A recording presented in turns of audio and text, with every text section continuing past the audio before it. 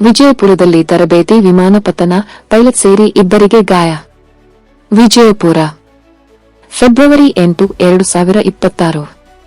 Red bird aviation ಸಂಸ್ಥೆಗೆ ಸೇರಿದ Cessna 172 Tango Charlie ಲಘು ತರಬೇತಿ ವಿಮಾನವು ವಿಜಯಪುರ ಜಿಲ್ಲೆಯ ಬಬಲೇಶ್ವರ ತಾಲೂಕಿನ ಮಂಗಳೂರು ಗ್ರಾಮದ ಸಮೀಪದ ಹೊಲದಲ್ಲಿ ನಿಯಂತ್ರಣ ತಪ್ಪಿ ಪತನಗೊಂಡಿದೆ.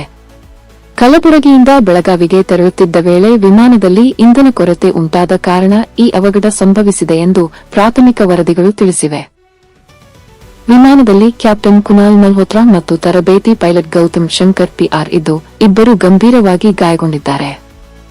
ಆದರೆ ಅವರ ಪ್ರಾಣಾಪಾಯ ಇಲ್ಲವೆಂದು ವೈದ್ಯರು ತಿಳಿಸಿದ್ದಾರೆ.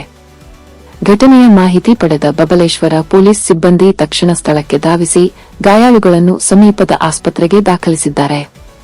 ಇದು ಬೆಳಗಾವಿಯಿಂದ ಕಲಬುರಗಿಗೆ ನಡೆದ ನಿಯಮಿತ ತರಬೇತಿ ಹಾರಾಟವಾಗಿದ್ದು, ಅಪಘಾತದ ನಿಖರ ಕಾರಣ ತಿಳಿದುಬರುವಂತೆ ಪೊಲೀಸರು ಹಾಗೂ ವಿಮಾನಯಾನ ಅಧಿಕಾರಿಗಳು ತನಿಖೆ ಆರಂಭಿಸಿದ್ದಾರೆ.